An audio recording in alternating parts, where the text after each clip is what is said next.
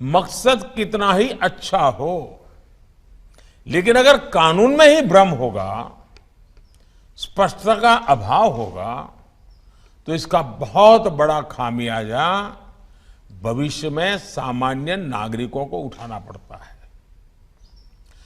कानून की क्लिष्टता, उसकी भाषा ऐसी होती है और उसकी वजह से, कॉम्प्लेक्सिटी की वजह से सामान्य नागरिकों को बहुत सारा धन खर्च करके न्याय प्राप्त करने के लिए इधर उधर दौड़ना पड़ता है। इसलिए कानून जब सामान्य मानव की समझ में आता है, उसका प्रभाव ही कुछ और होता है।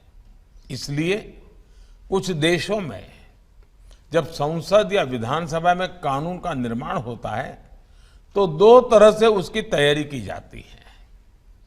एक है कानून की परिभाषा में टेक्निकल शब्दों का उपयोग करते हुए उसकी विस्तृत व्याख्या करना, और दूसरा उस भाषा में कानून को लिखना, और जो लोक भाषा में लिखना, उस देश के सामान्य मानवी को समझ आए उस रूप में लिखना, मूल कानून के स्पिरिट को ध्यान में रखते हुए लिखना।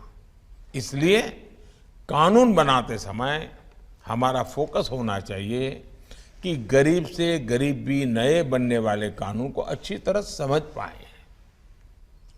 कुछ देशों में ऐसा भी प्रावधान होता है कि कानून के निर्माण के समय ही ये तय कर दिया जाता है कि वो कानून कब तक प्रभावी रहेगा। यानी एक तरह से कानून के निर्माण के समय ही उसकी उम्र, उसके एक्सपायरी डेट तय कर दी जाती है। कानून 5 साल के लिए है, ये कानून 10 साल के लिए है, तय कर लिया जाता है। जब वो तारीख आती है तो उस कानून की नई परिस्थितियों में फिर से समीक्षा होती है। भारत में भी हमें इसी भावना को लेकर आगे बढ़ना है। साथियों, जब न्याय व्यवस्था समाज के साथ साथ विस्तार लेती है, आधुनिकता को अंगीकार करने की स्वाभाविक प्रवृत्ति उसमें होती ही है, तो समाज में जो बदलाव आते हैं वो न्याय व्यवस्था में भी दिखते हैं।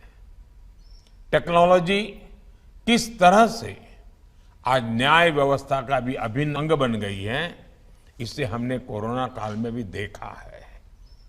आज देश में ई कोर्ट्स मिशन तेजी से आगे बढ़ रहा है।